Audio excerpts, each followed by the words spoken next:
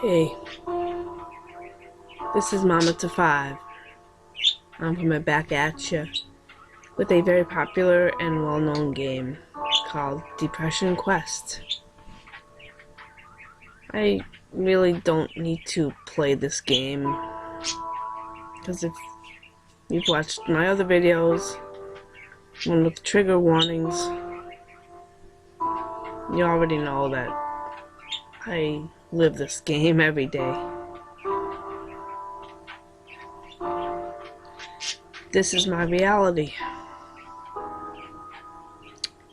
Found out I don't have just everyday depression. I have major depressive disorder. And it has made my life a living hell.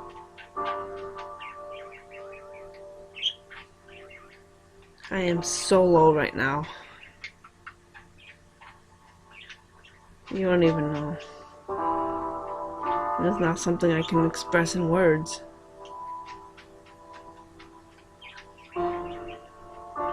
I nearly ended my life.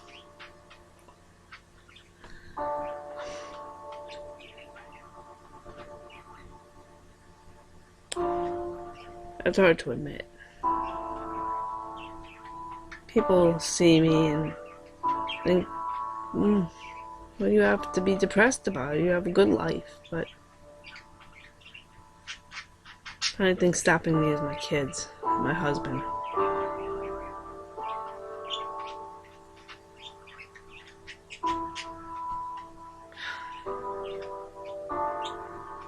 So, I agreed to get help.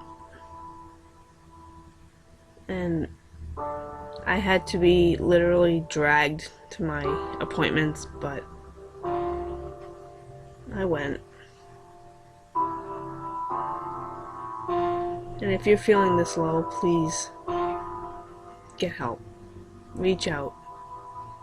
There are lots of links in the beginning of this game, in fact. If you're gonna do something to yourself to end the pain, please talk to somebody first. Suicide is not to be fooled around with. It's the end.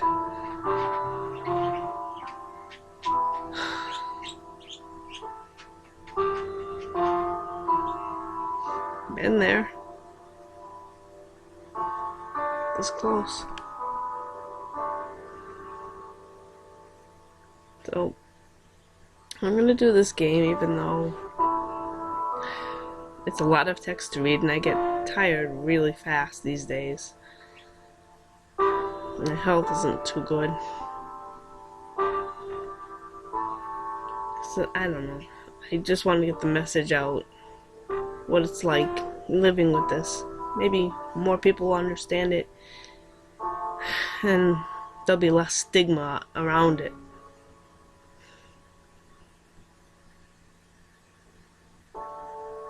So here I go. This is Depression Quest.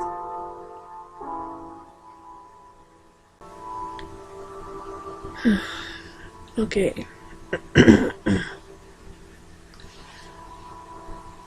Here I go.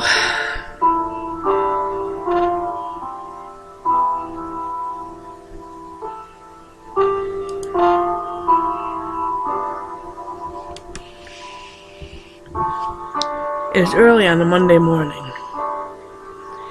You are a mid-20s human being.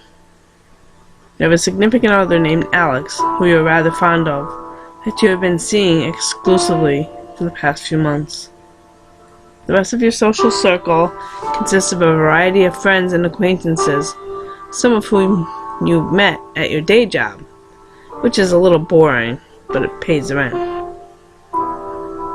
You'd like to be doing more with your life, as would your parents, but you're still in the process of figuring out what that means and how to go about it. You are also dealing with motivation issues that sometimes makes dealing with these things difficult. You feel like this is probably your fault, and on bad days can feel inwardly angry and down on yourself for being lazy. But you're not quite sure how you could break out of it or how other people deal with these feelings and seem so very functional.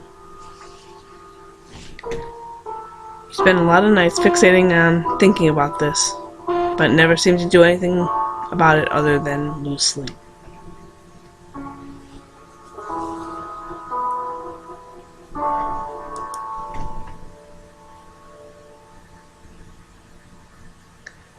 It's an unseasonably warm Wednesday evening.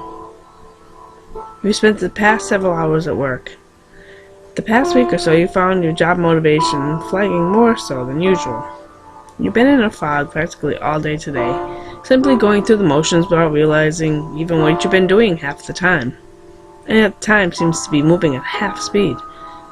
You're so checked out that when your boss approaches you to tell you that it's dead and you can go home early, it barely registers. As you walk home, the streets hiss from the recent rainfall. You know that your significant other will be in classes until late. Another couple hours at least. You briefly consider using the serendipitous solitude to catch up on that project you've been working on haphazardly for the past few months. As soon as you think about the work that awaits you at home, you can feel the panic creeping in from the back of your brain, unbidden. All you can think about is how incredibly far behind you are, and the amount of work seems nothing less than insurmountable. By the time you arrive home and change out of your uncomfortable work clothes, the stress is weighing down on you like a heavy wet wool blanket. Your computer seems to be staring you down from your desk. You want to sit down and work, but the mere thought of trying to work sends your stress levels flying. More than anything, you feel suddenly and absolutely exhausted, and feel a strong desire to simply hide in bed. What do I do?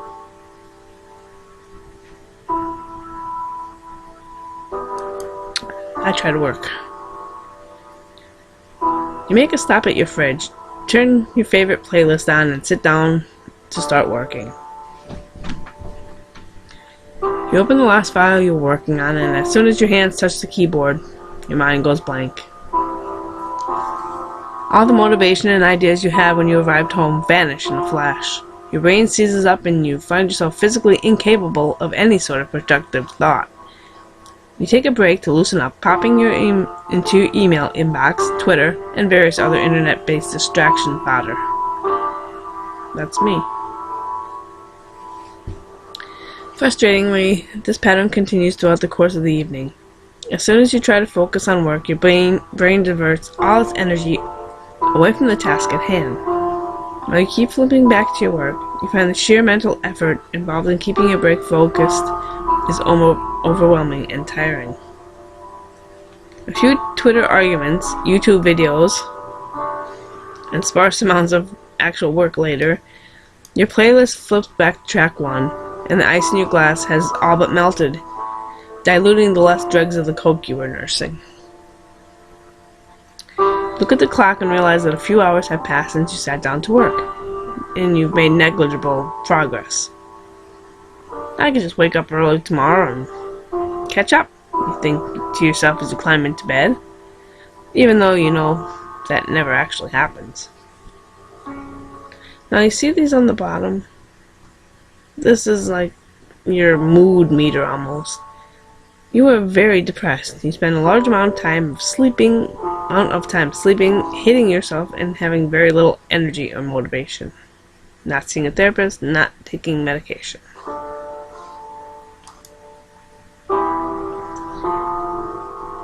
It is a mild Friday afternoon. Alex calls you from one of her classes telling that there is going to be a really awesome birthday party tonight at her apartment that one of her roommates is throwing.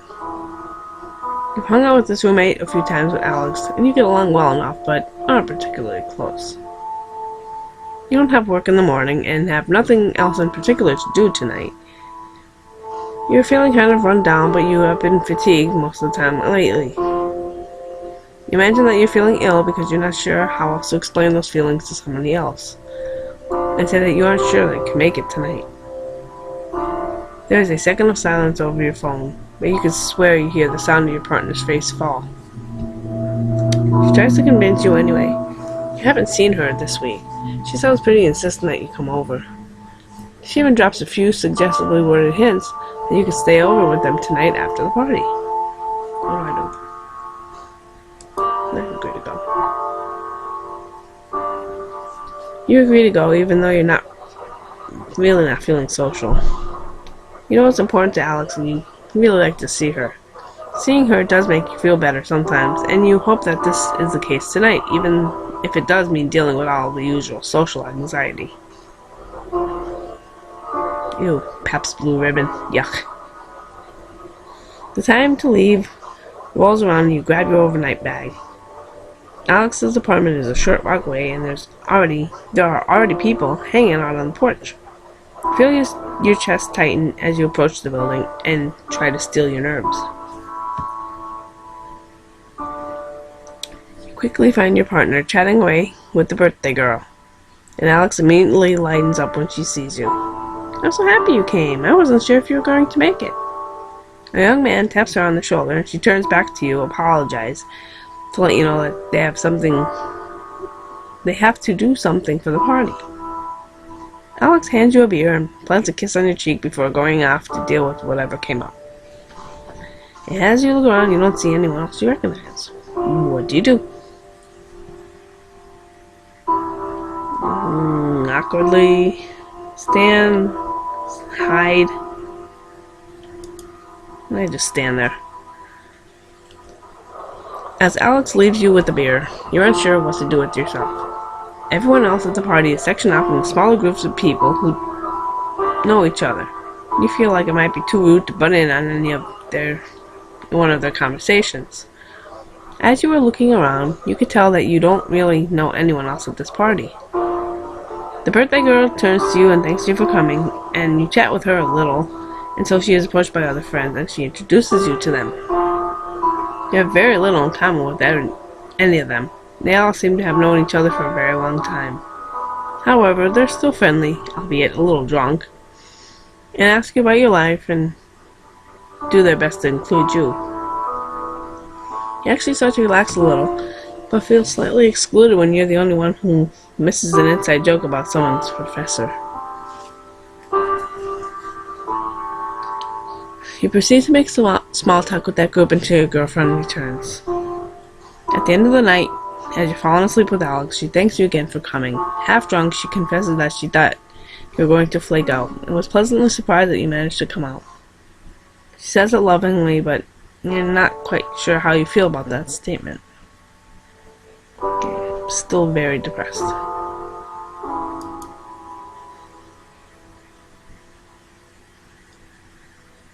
It's a little afternoon on a muggy Saturday. Your mother has come over for a surprise visit, claiming loudly that she doesn't see you enough, so she decided to invite herself over. As you converse, she walks around your place and you get the distinct impression that you're being inspected. "So, what's going on with you lately?" she asks abruptly. Taken somewhat aback by this left fielder, you tell her that you're not sure what she means. She repeats the question, saying, "You haven't seemed like yourself lately." She gestures to dirty dishes piled in the sink and notes the fact that you haven't called or visited in a while. Your reticence only seems to spur her on more. She presses you, asking if you're having problems at work or with Alex. And you're beginning to feel increasingly battered by her sudden well-meaning but overwhelming inquisition. Under her questions, you become increasingly uncomfortable. You want to be able to explain to her how you've been feeling, but the truth is you're not really sure yourself. Nothing horrific has happened at work or with your significant other or friends or anything like that, but all the same, you can't deny that lately you've just felt drained, and as though you're not really here. Yeah. You wish you could tell your mother these things, but she hasn't been approachable about negative emotions in the past.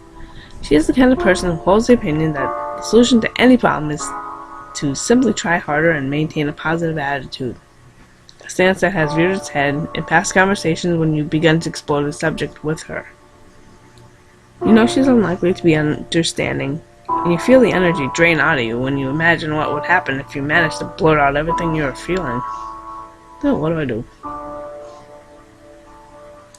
Tell her everything's fine. I'm okay, Mom, really. Thanks for worrying about me. Mother looks at you from across the room with furrowed brows. You wonder if the tone of your voice was the least bit convincing. She slightly opens her mouth as though she was about to say something more, but instead she digs through her purse for her cell phone, having apparently decided against it. Well, as long as you're okay, honey, her voice trails. As your mother returns to what amounts to more or less small talk, you realize that this part of the conversation has happened a lot recently. Someone will express concern for you or ask if you're okay out of seemingly nowhere. You tend to find that it's simpler to just declare that you're okay than to find the right words for complicated and murky feelings. That's right on. Besides, since none of them are in reaction to a specific event, maybe you really are okay and just complaining about nothing anyway. Sometimes when you insist that you're okay to those who ask, you have to wonder if you're trying to convince them or yourself. Still very depressed.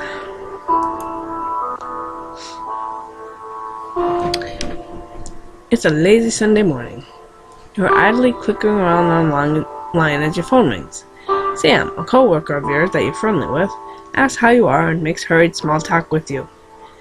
You typically only ever talk to him on the phone when one of you needs a shift covered, so it's slightly awkward. You're waiting in anticipation for him to ask you to come in on short notice when he veers the conversation in a completely different direction. How do you feel about cats, he asks. Mine had kittens a few weeks ago, and I'm having an awful hard time finding a home for the last one of the litter. You don't have any pets, right? It takes you a moment to process this new information, and you're caught off guard as he begins to earnestly try to sell you on the idea of taking the last kitten off his hands. It's not something you had specifically considered before, and he seems fairly insistent. She's a real sweetheart, really loves people. She's got all her shots already taken care of, and the vet says she's as healthy as a horse. I could bring her over your place tonight if you're interested. You look around your apartment and try to picture a cat in it, as he continues to tell you about how cute she is. You tell him that this is all kind of sudden, and that you don't have anything for the kitten set up here. Oh, don't worry about that. I could bring over a litter box, and food, and all that, since you'd really be helping me out of a fix. It's the least I could do. I just don't want to have to put her in a shelter. You can't help but feel like you're being guilt-tripped, but you decide to give it some serious consideration. It does get awfully lonely around your apartment, and it might feel less empty with a cat around. However, since you've been feeling so down, it might not be a good idea to take on the responsibility of a cat, even if they are fairly low maintenance. Ooh, what do I do? Nope, no thank you. I'm sorry, I just can't right now. I hope you find a good home for her. You sit through a few more sales pitch statements that border on guilt trips and rebut them with fabricated excuses about your landlord not allowing pets before your coworker gives up and thanks you anyway. You wish him luck in finding a home for her, and as you hang up you feel pangs of guilt as you imagine him having to put her in a shelter. You wonder if the chance of the kitten ending up in the shelter was worse than the chance of you being unable to care for an animal. And you feel pretty awful about yourself regardless. Your apartment's emptiness feels a lot more palpable suddenly. You wonder if you could have pulled it off. You consider getting a pet in the future after more careful consideration and preparation. The next day at work, you run into your coworker and breathe a sigh of relief as he informs you that he was able to find a good home for the kitten. She's probably way better off than she would be with me, you think. Next. Still very depressed.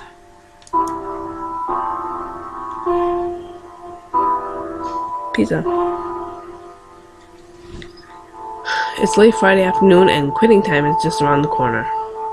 A bright, clear day is giving way to a still, temperate evening. You can hear your coworkers all around you anxiously making plans for their evenings and weekend, but you're really looking forward to just going home and resting after what's turned out to be a very long, taxing work week. Just before the end of your shift, you get a call from Alex. It seems a group of your mutual friends are heading out to a nearby pub for dinner and drinks to celebrate the end of the week. They want to know if you'd like to come along. You tentatively tell her that you're emotionally exhausted from the work week, and a social outing like that would just take too much out of you today. You encourage her to go and have a good time, since you know it's been a while since you've gone out with friends, but the effort seems futile, since you know she isn't going to go without you. A couple of hours later, the two of you find yourselves in a familiar position, on the couch watching comedy shows on Netflix, a box of pizza open on the coffee table in front of you. As you look across the couch at her, you start to feel anxious. You feel bad about effectively forcing the two of you to stay in tonight. Again. While you are always appreciative of your partner's efforts to take your feelings into account and help make sure you're socially comfortable, you sincerely worry that you're holding her back from enjoying a more fulfilling relationship. Ow. While she does seem to enjoy spending time with you, as the two of you sit in comfortable, almost contented silence watching old shows you've each seen 2 or 3 times before, your ever-increasing fear that your relationship is becoming one-sided weighs more and more heavily on you. You feel more than ever like a burden or a reward to her, and it's virtually impossible for you to see what value you could possibly offer her in return. Worst of all, this nagging fear has made you feel more self-conscious than ever, withdrawing ever inwards. You've started to pull away, even from Alex herself. What do we do? Still very depressed. I ask. You look over at Alex, who hasn't noticed you watching her yet, and you try to parse the expression on her face. You worry that it's one of sheer boredom and bare tolerance. You wonder if she's thinking about all the fun things she could have been doing tonight. She wasn't trapped on this couch with you, ordering from one of the same 3 takeout places that you always order from. A sense of disappointing her creeps over you as you picture what the night could have been if you had just accepted the invitation she had made earlier. I know this is a pretty boring Friday night for you. Are you really happy being with me? Being like this? She turns to look at you, forehead wrinkled. Why do you ask me that so often? You feel her body stiffen and pull away from yours just a little. Well, I mean, you start, but you are unable to think of how to answer. Try to think how to answer.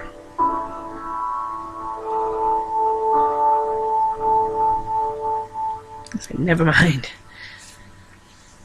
This is far from the first time you've had this conversation with her, and it's one that plays out the same way every time. You explain your fears of being worthless. She tries to tell you that she doesn't see you that way. You insist that she's biased or just being nice to you because she's your girlfriend. She gets frustrated. It never resolves. Nothing new is ever said, and rarely do you feel reassured by it. Forget about it, you mumble. You don't have the energy for that particular argument tonight. She seems to feel similarly as she runs her fingers through your hair and settles in next to you. The weight of an unspoken, unresolved issue in your relationship joins you in the room for a little while, but you dare not pick at it for the rest of the night. Still very depressed. It is a breezy Sunday afternoon. You've allowed Amanda, an old friend from school that is in town for the weekend, to talk you into leaving the house for coffee and ketchup. Sound effects. You meet her in a small cafe and talk about what you've been up to since you've last seen each other. You can't help but feel like they're a lot more accomplished and interesting than you when you listen to her talk about life after school.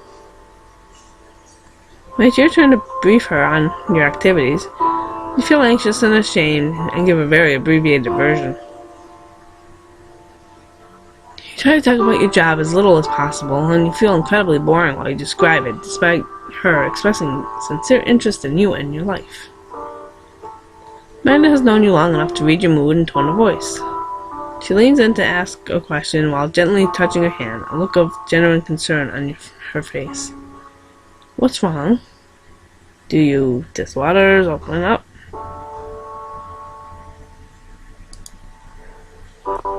I notice my hands are shaking.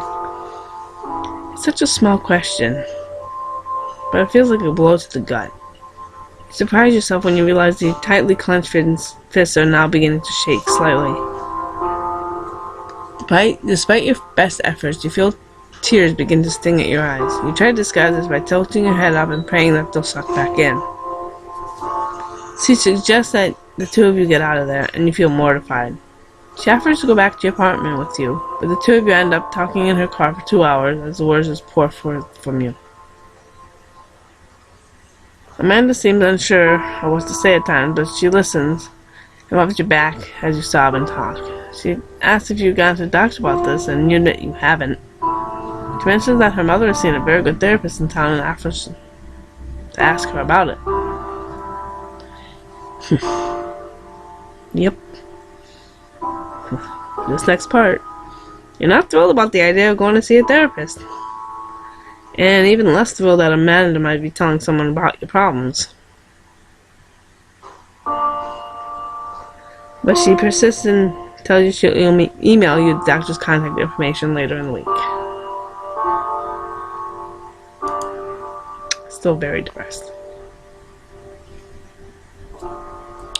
It is a glaringly sunny Monday, and one of the few days that your brother Malcolm is in town and free long enough for you two to actually see each other. You have a dental appointment that day, but you make plans for him to pick you up afterward. Your appointment takes a little longer than expected because your dentist tells you you've started grinding your teeth in your sleep to a worrying degree. Given how nearly everything in your life has been feeling enormous and stressful lately, this doesn't come as a surprise to you. He suggests that you try to reduce your stress level and fits you for a night guard. It feels awkward and too big for your mouth, and you feel embarrassed looking at your puffed out face in the mirror with it in. You finish up the appointment in a hurry and leave about a half an hour overdue for your meeting with your always punctual brother in the parking lot. You finish up as quickly as possible and leave the building to scan the parking lot for your brother's car, but you don't see his old Civic anywhere. You pass by a blue Camaro and jumps as it beeps at you. It takes you a moment to realize it, but it's Malcolm in the driver's seat. You hop in the passenger seat and compliment him on his new ride, and he mentions that it's a perk of a promotion he's recently obtained at work. He starts telling you about how much more money he's making, how his career is finally really taken off, and how he's starting to look at houses with his wife soon. You clutch the bag containing the night guard in your hand and feel yourself clench your teeth as you think of your crummy apartment and how long it's been since you've been able to take a day off of work without worrying about having to make ends meet. He's only 2 years older than you, but it feels like he's eons ahead of you in every other aspect of your lives. So, how'd your appointment go? Did you get it drilled full of holes or what? Just a routine cleaning. Oh no, just a cleaning. Your voice trails off as you stare out the passenger's side window, your head resting in your hand. There's a brief silence and you can feel your brother's eyes on you. You hear him take a breath, preparing to say something, then hesitate. Though you may not be exceptionally close anymore, you know that he could tell you're holding something back. You brace yourself for probing questions you really don't have the energy to answer. Hey, why don't we get something fancy for dinner? My treat. You feel like a little kid again, being looked after by your big brother. A part of you prickles up and feels pathetic for this, but the larger part of you that is stressed out, exhausted, and grateful for the familiar comfort of family. Malcolm never presses you further that night and takes your minds off things for a little while. Still very depressed.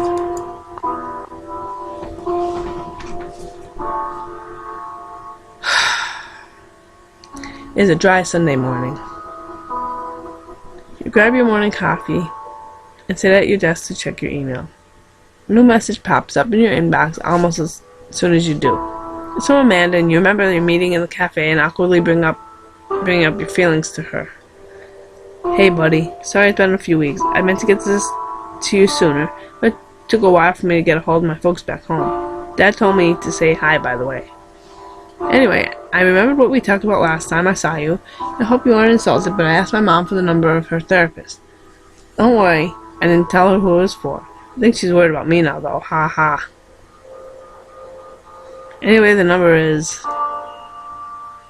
whatever. You see the number there? It's a really good office. You should look into it. Talking to someone never hurts. If you're worried about money, don't be. They're one of the few that has good sliding scale fee system and won't charge you what you can't afford. Hope you're feeling better. It's nice to see you again. Hey. It's still early enough that you can call and make an appointment today. What do you do? No way. I'm going by my real reactions.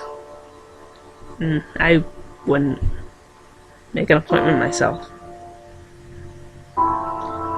The sight of Amanda's email address in your inbox sent your heart racing. You almost had forgotten about the horrible, awkward conversation from a few weeks ago. Now, upon reading through her email, memories of how ashamed and embarrassed you felt, talking about your problems wash over you, as if you experienced them anew. Overcome by the sudden vivid recollection of your emotional outburst, it's all you can do to close the email as quickly as you can and step away from the computer to try to find something else to take your mind off of it.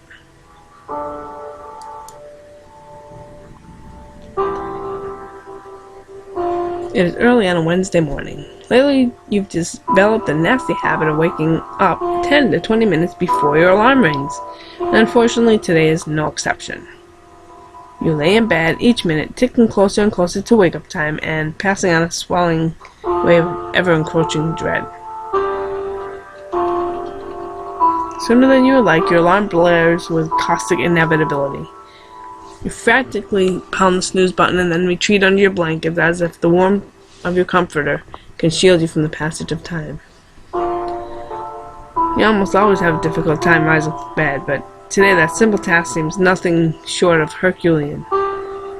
After several snooze cycles, you decide that you just can't deal with work today. You're incapable of even rousing yourself from bed, let alone going to work and having to force yourself through a work day. Not to mention you've snoozed so many times, it would be impossible to make it in on time now anyways. What do I do? I go to work anyway.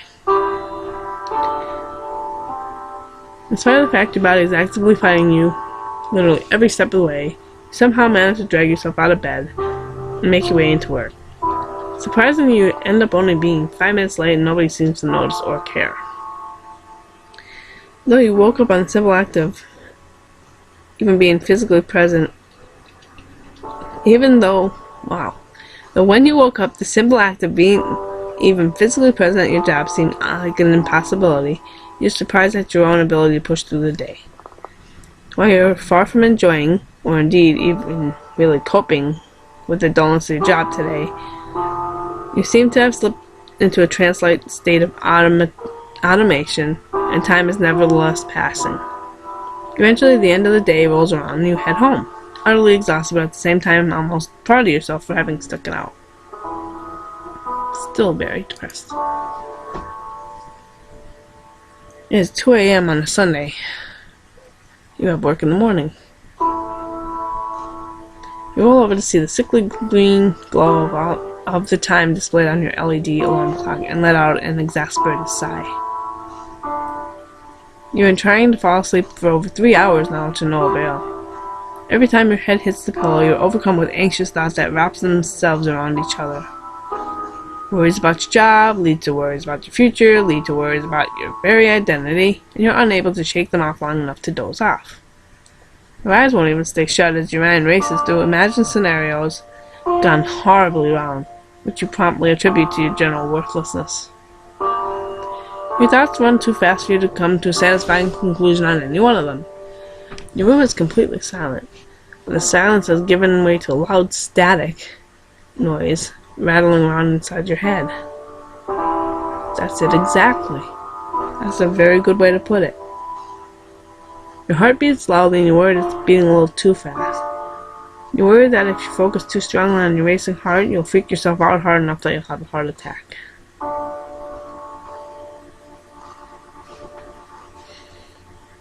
You have to be awake for work in a mere 8 hours, and you know that your work is so much worse on only a few hours sleep. What do I do? Only one choice. Still very depressed. You get out of bed and head to your desk. Laying in bed with nothing but your thoughts to keep you company makes you feel like you're going insane. The harshness of the light coming from the screen makes you squint as you turn it on, despite how often you find yourself in this exact situation. There have been so many nights lately just like this. As you begin reading a news story, an online friend of yours IMs you. You're up again late, I see. Yeah, can't sleep again. Thinking too much again? You guessed it. You want to talk about it? You end up talking with Addict for some time about how you've been feeling. He's always been easy to talk to about personal matters, and the added security of talking online helps. Being able to rethink what you say as you type it out and check before you send it out helps you gather your thoughts, and you find it less intimidating in a way to type it into a prompt than to say it out loud. I don't want to be that guy who thinks they could diagnose something because I read a Wikipedia article, but it kind of sounds like you might have depression. You should talk to someone about that, like a doctor. You pause. You're not sure if it's how tired you feel or being frustrated from mentally eating away at yourself earlier in the night, but what he says rings true. Maybe you should see a doctor about this. You can do some research and see if there's a good doctor near you. It's not like you're going back to sleep anytime soon anyway. Might as well do something while you're awake. No, thank you. Okay, just think about it, alright? There's nothing wrong with having depression. Wouldn't be ashamed to have bronchitis or something. There's no reason to be ashamed if it's your brain that's sick instead. Oh, changed. You tell him that you appreciate his concern and start sharing YouTube links with him instead. You idly continue to surf around online until you fall asleep at your desk. I've done that. I've done that right here. Alarm sounds at 8 a.m. and you wake up in a haze of confusion before remembering how you ended up at your desk, and you drag yourself to your shower grumpily. Now it's changed. You are deeply depressed. Even activities you used to enjoy hold little or no interest for you, and you exist in a near constant state of lethargy. Not seeing a therapist and not taking medication. And I need to stop here for a second. I need to get a drink of water and to chill out for a minute. I'll be right back.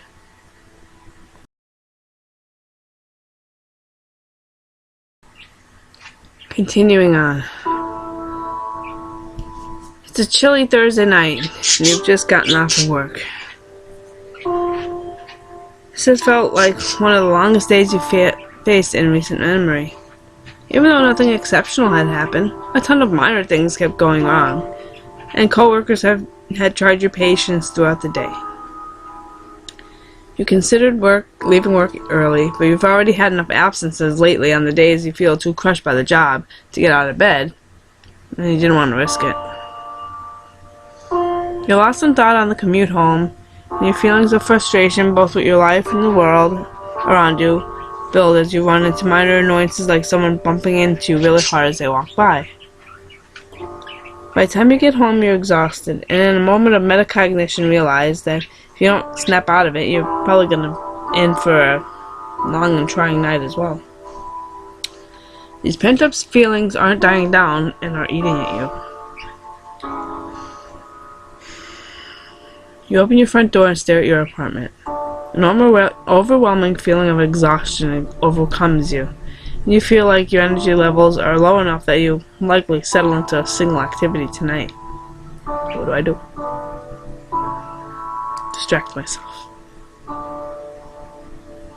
What you really want more than anything is to turn your brain off and just disappear for a while. You sink resignedly into your couch and start playing video games, but you can't seem to focus on what's happening on screen.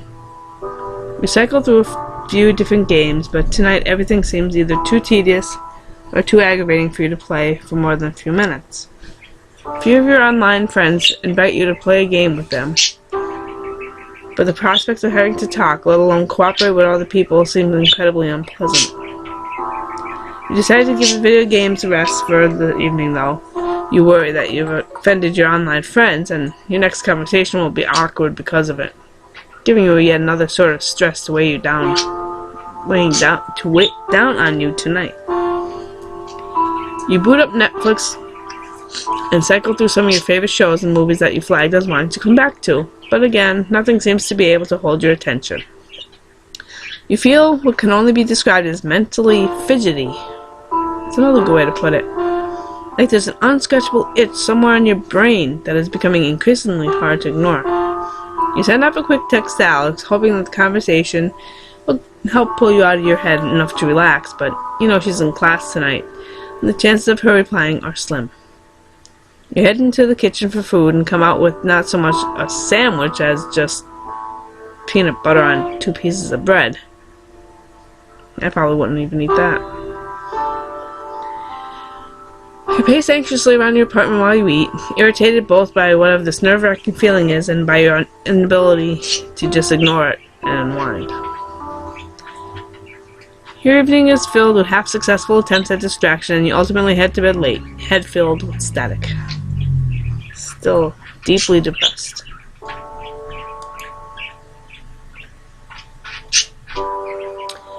It is a Wednesday evening, and you're visiting at your parents' house for a holiday.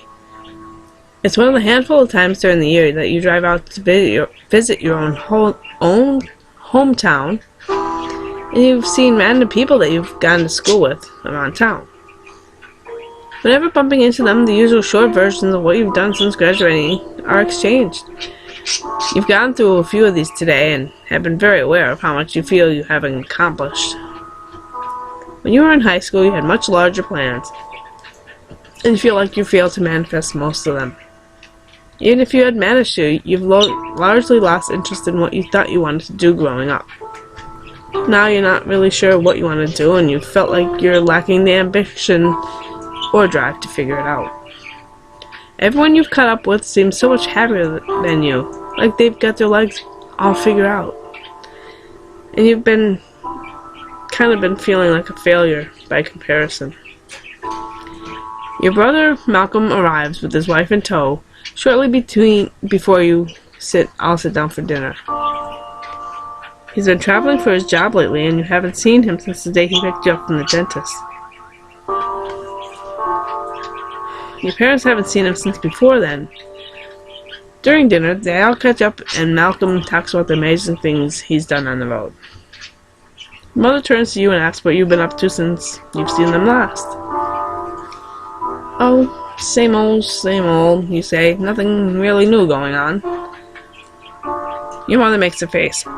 Oh, nothing new? How long are you planning on staying in that job of yours? What do you say? I need to go to the bathroom. Still deeply depressed. As your mother looks across the table at you expectantly, everything inside you wants to run away. You've had this conversation with her enough to know that anything you say would either be a lie or would result in a lecture. After spending the day feeling like your failure already, you can't really handle more of the same from your family, regardless of how well they mean. Actually, I'll be right back. I have to use the restroom. You excuse yourself from the table, despite not actually having to use the facilities, and head to the bathroom. You lock the door behind you and flip down the toilet seat lid. Take a seat. The toilet lid. Take a seat, and rest your head in your hands. You take a few deep breaths as your mind runs through its typical self-depreciating scripts, though you still feel as though it's a moment of relief. Even though you love your family, you can really feel like they don't know you at all sometimes, and this makes them exhausting to be around on nights like this. You wish you could tell them what you are feeling, that sometimes it feels like you're lost in the woods, and that if you were to drop dead in your apartment, the world wouldn't notice.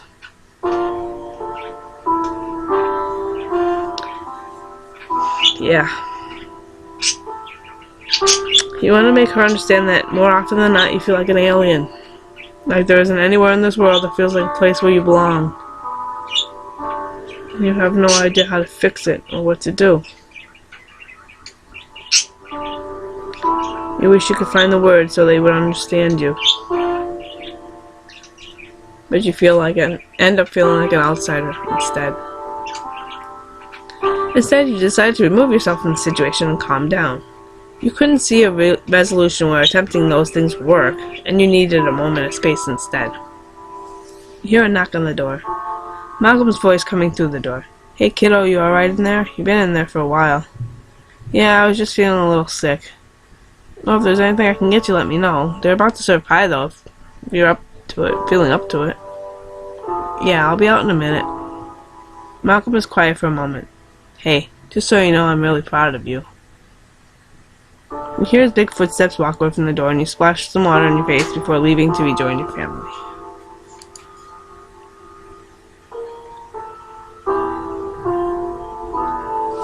It's a rainy night. You're hurrying through the rain to Alex's apartment at her behest. Though your pace is quick, the rain is steadily soaking up your pant legs as you traverse the town, and it's darkening your already poor mood. The call came while you were at home after a day of dealing with abnormally frustrating people. You spent the afternoon trying to unwind and get some work on your project done. Alex called and interrupted one of your try to make progress, get frustrated at not making progress, have a harder time making progress due to frustration, repeat loops. And you haven't fully shaken off the feelings of being annoyed with yourself from it yet. You knock on her door, and on the third knock you hear her voice call from further in the apartment to come on in. As you cross the threshold, dripping rainwater all the way, you notice that the lights are turned down very low in the apartment. You squint to navigate it as you clutch onto your damp umbrella, but end up hitting your shin on the side table. Ouch. Mumbling a profanity under your breath. Yeah, I would too. You barely make out Alex emerging from the hallway, clad in what looks to be a robe, with the bare skin of her legs peering out beneath. "Why don't you come in and warm up?" she asked in her designated, slightly cheesy, sexy voice. After a beat of silence, she states more naturally, "My roommates are out of town this weekend, so I thought it might be nice to have a little fun while they're away." You appreciated her affection, but you're too wrapped up in your own negative feedback loops to be in the mood right now. What do? I suggest we do something else.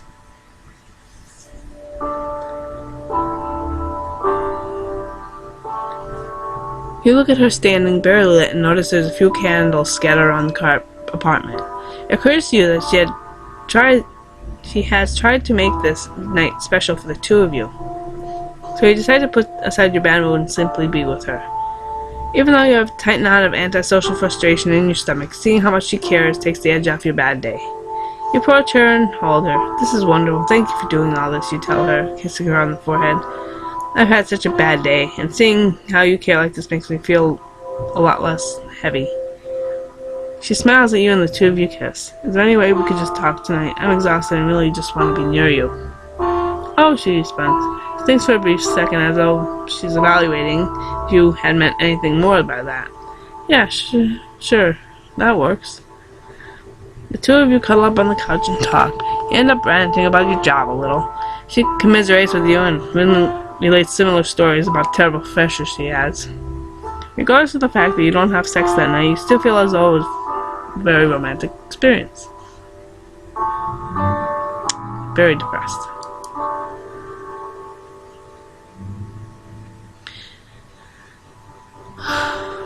It's an early winter evening, and even though it's not particularly late, the time of year has left the sky an almost prematurely darkened cast. Day after day, just like today, you trudge home from a job you have increasingly come to hate.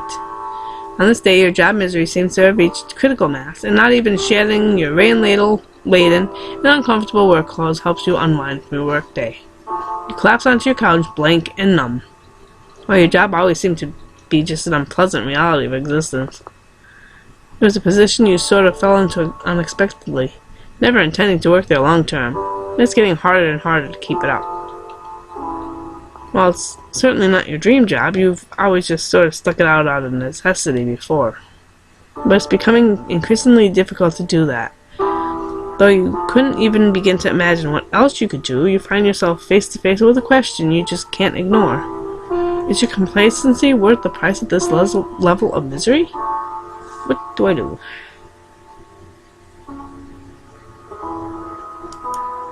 Just turn on the TV.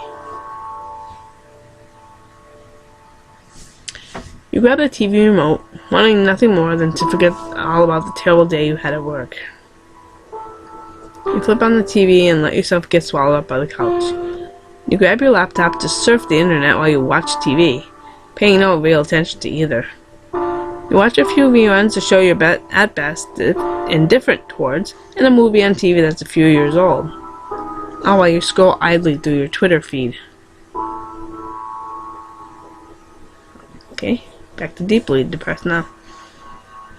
At the end of the night, you don't really feel any better so much as you feel numb, which is basically what you were going for anyways. Ultimately, it gets late enough that you tell yourself you should probably call it a night. You beat yourself up over the fact that you didn't accomplish anything that evening, but at least you managed to forget all about your job for a couple of hours. As you fall asleep, you're actually acutely aware of the fact that a mere few hours sleep, you gotta do it all again. As I said, I'm back deeply depressed. You go up and down. It's like a never-ending roller coaster. Some days you're up a little bit, some days you're so down.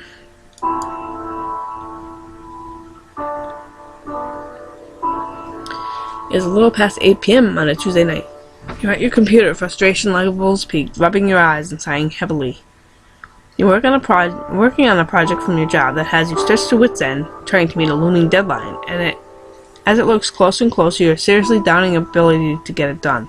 You're dragging your feet a little at work due to your complete lack of energy lately, in spite of wanting to do a good job. You find yourself unable to push past it, and you feel horribly useless for it. You slide your hands off your face and to look at your screen that beeps at you. Hey, are you there? I really need to talk to someone about something. You feel like you're getting nowhere with your current task and could probably use a break. However, you know that you have a history of getting distracted and then losing motivation to pick something back up afterward. What do? Don't answer.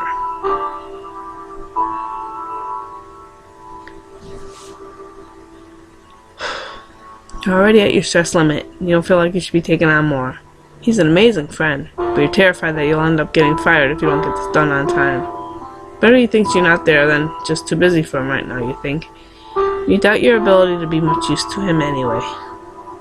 You close everything else on your computer outside of your work project in an effort to refocus your attempts on getting the job done. But you still feel like you're hitting a brick wall.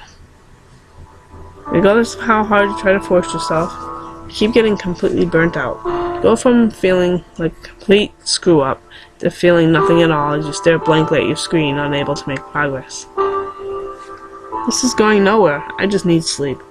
You set your alarm to go off a few hours before work with the idea that you'll come back to it then, and you go to bed early. It changed. You are profoundly depressed. You're barely functional on days you can even get out of bed at all.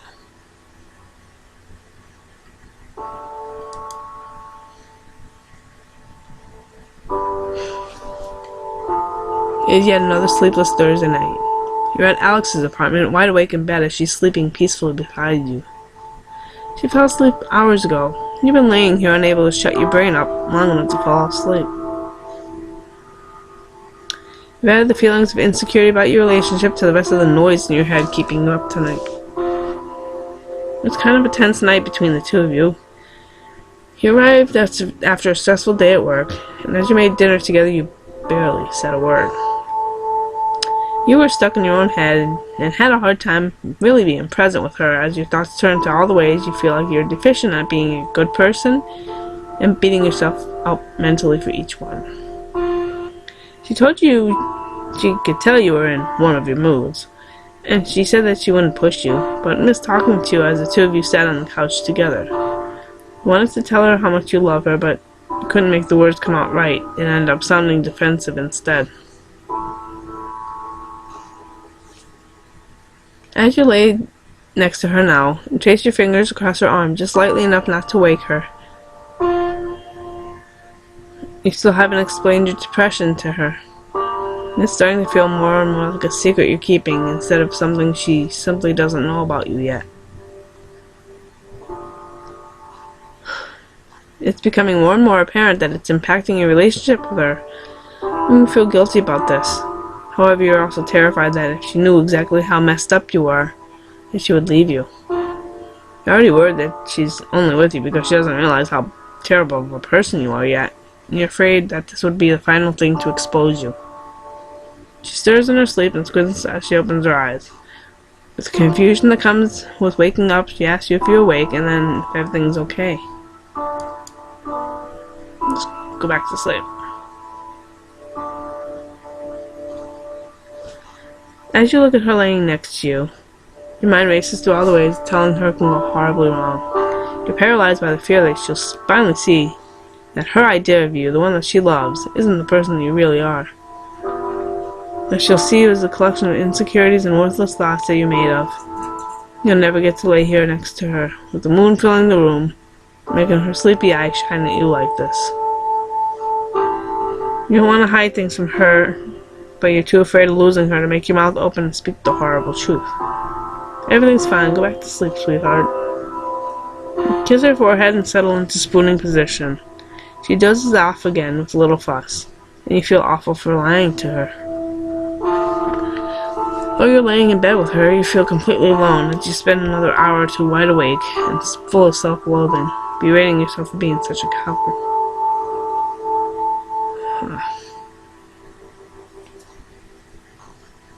Changed again.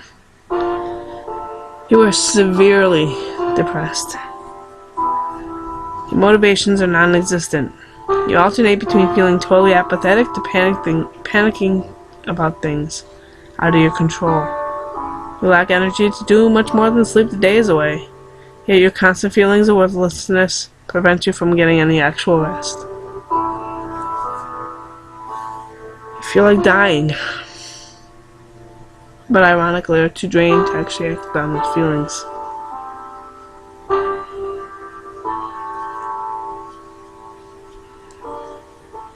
Excuse me for a second.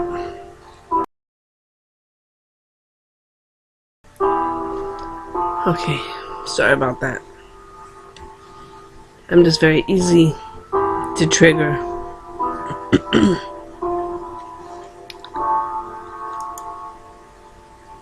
It is a Friday night. You're laying across your bed feeling pathetic.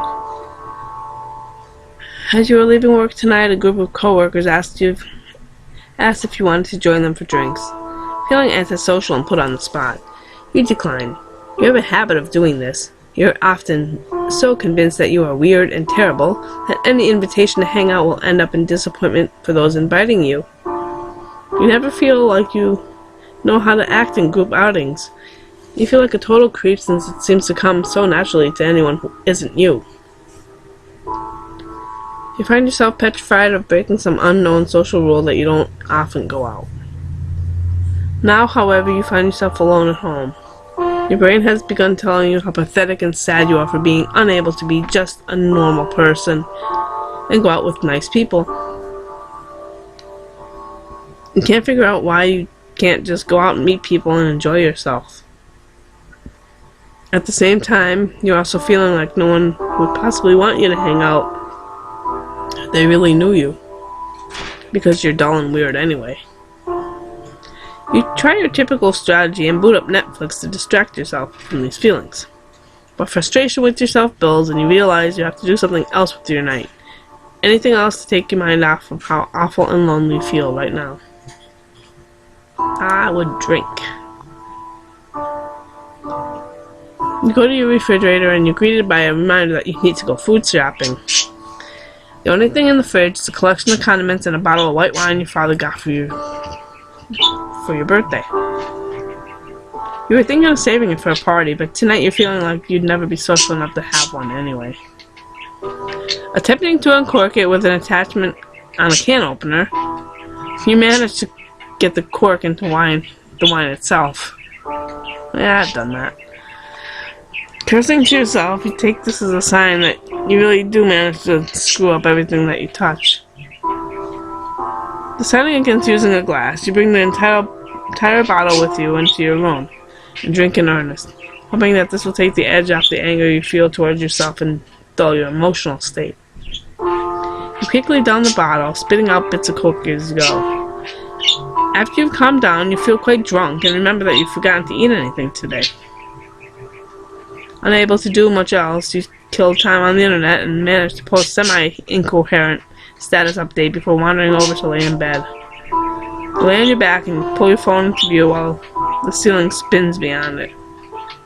You drunk dial Alex, and the phone rings multiple times before going to the voicemail.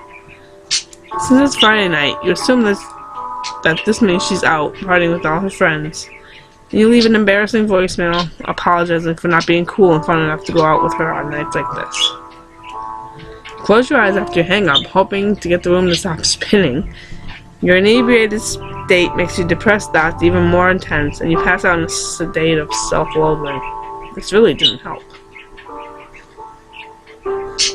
Still severely depressed. It's a cold Saturday afternoon.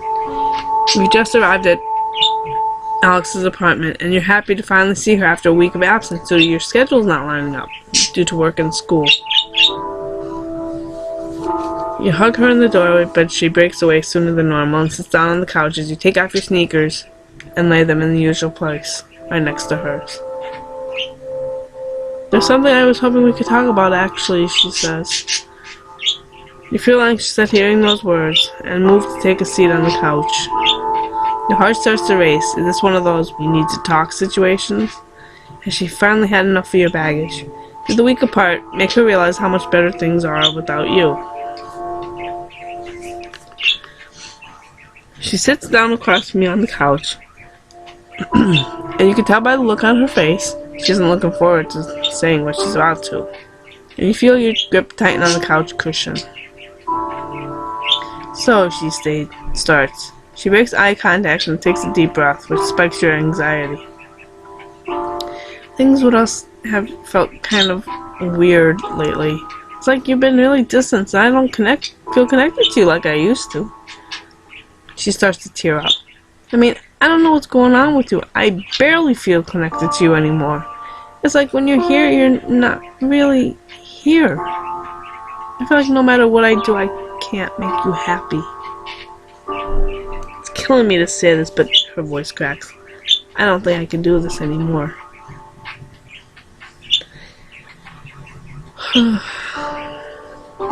Saw that one coming. You try to rein in your knee-jerk reaction to run.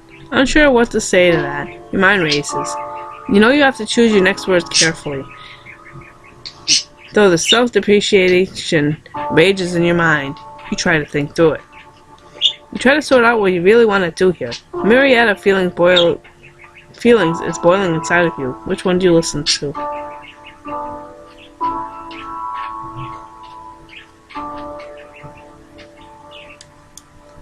Invite her to live at you. You look at Alex's face and you feel your heart break. You've never meant to hurt her, and you're torn up that you've caused her pain. You can't help but feel like you've let her down, and you want to fix it. You desperately want this relationship to continue, to be stronger. It's one of the few good things in your life, and you feel like you owe her so much for helping you as much as she has. You're not sure how to solve things other than literally remove the distance. Let's move in together, you tell her matter-of-factly. It'll bring us back together. We can fall asleep together every night. We connect with each other. You were really worried that if Alex were to live with you, she wouldn't be able to deal with your days of being unable to get out of bed, or that you could do nothing but stare at the wall in panic. However, you're too afraid of losing her to deal with that right now. You want to show her that you're serious about the two of you. Maybe I can use this as a reason to finally get my act together, you think to yourself. Maybe having her around will keep me from being so depressed so often. I'm not sure what to say. This is... She seems completely taken completely off guard. I can't do that. I'm sorry. It's too much. I don't think we should be together anymore. Ouch. She says, though it doesn't feel real. You feel as though all the blood has gone from your face and your thoughts go silent. The rest of the conversation is stilted and forced. She says she's sure you should go. You barely hear the door close behind you as you stand in the hall feeling utterly empty. You lean against the wall of the hallway leading to her apartment. Looking at her door, it doesn't make sense to you. It doesn't seem like the destination it used to. Like the thing you waited eagerly behind after knocking, waiting for her beautiful face to peek around the corner. Now you feel like an alien staring at it for an object, an impassable barrier. The reality hits you over the next few days and you spiral into a very deep low.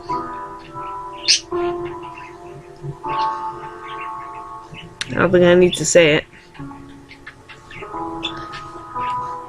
It's a very dangerous place to be.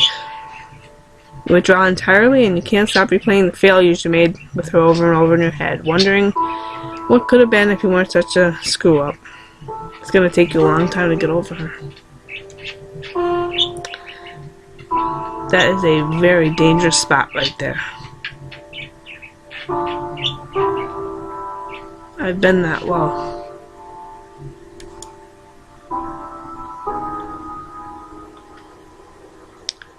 It's December, and you return to your parents' house to celebrate the holidays with your family. Out of the living room window, you could see a gentle flurry of snow drifting down to meet the pristine blanket of white from yesterday's unexpected Christmas Eve snowfall. You quietly laugh to yourself about how incredibly cliché it seems. Still, as you sit down to dinner, you can't help but notice how being surrounded by family and the overly kitschy atmosphere your mom's decorations have created, it actually made you feel relaxed and almost comfortable. Your mom is running around frantically checking the oven and the stockings and just generally trying to family time it up, while your dad sits at the head of the table drinking a beer and laughing with your brother Malcolm. His wife Karen is there too, whom you've always gotten along well with. As you thoughtfully munch away at your turkey, listening to the conversations around you, your thoughts drift back over the last few months. You think about how hard things had gotten, replaying over in your head some of your worst, as well as some of your best memories. It seems like all of these things just came to a head over the past few months.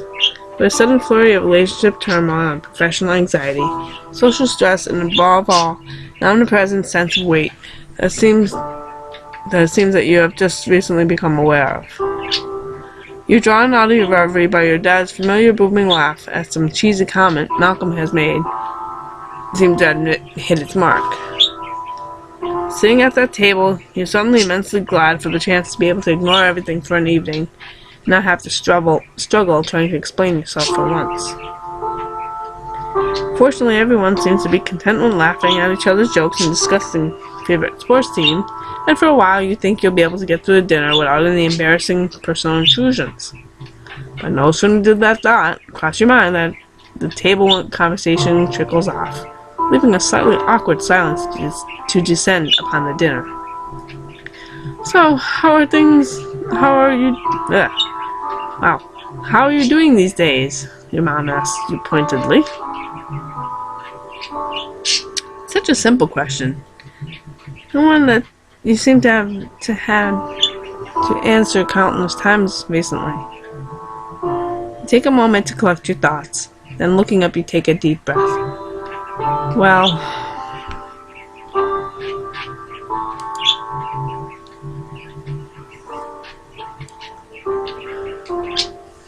there is no doubt that depression is a battle. and it seems to have taken a particular toll on you.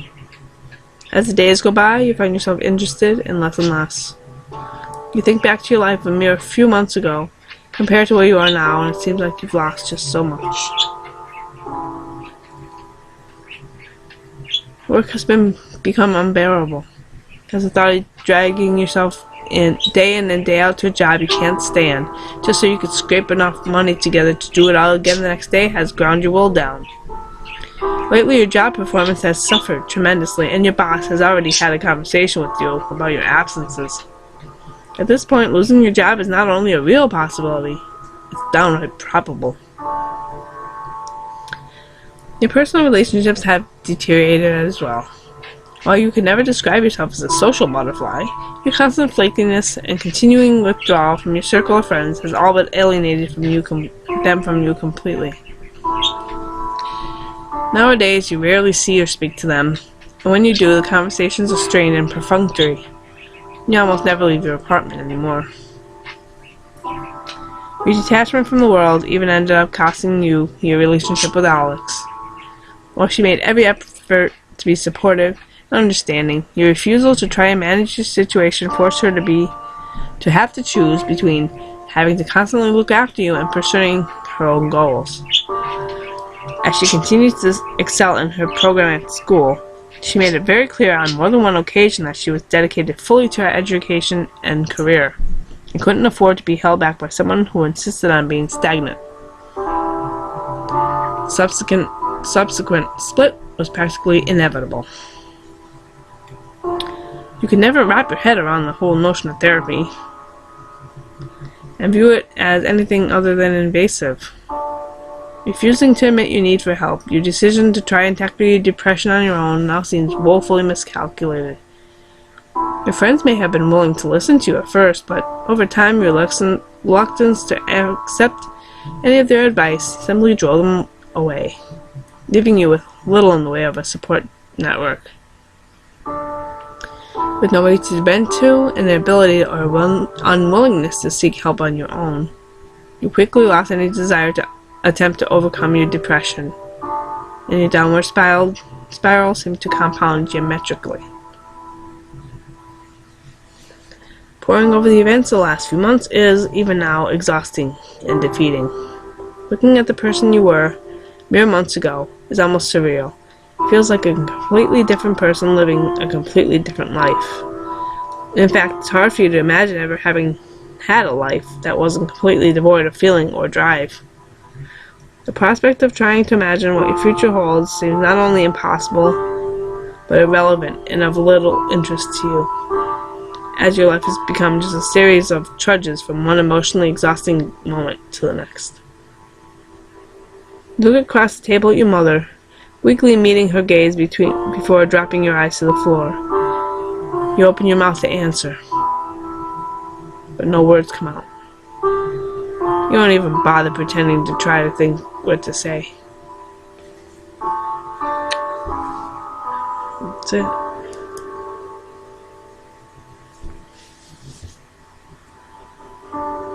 That's the end of the game.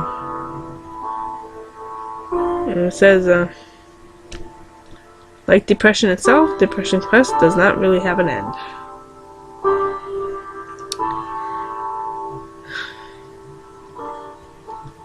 Just keep moving forward. And that's what I'm trying to do.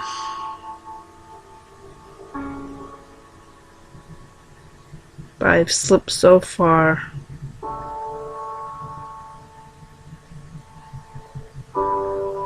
I don't know if I can ever go back. I'm totally lost.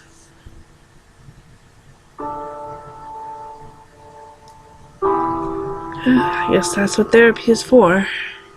Trying to find my way back.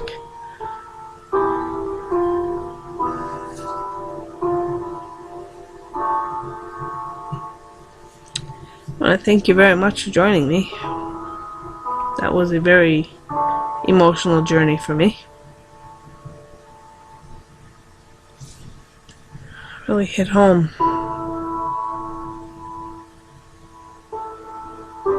That is my life. Except I don't have the luxury of being alone. I have a family I have to take care of and obligations I can't get out of. I don't really want to get out of. I have 5 little ones depending on me. That makes it even harder.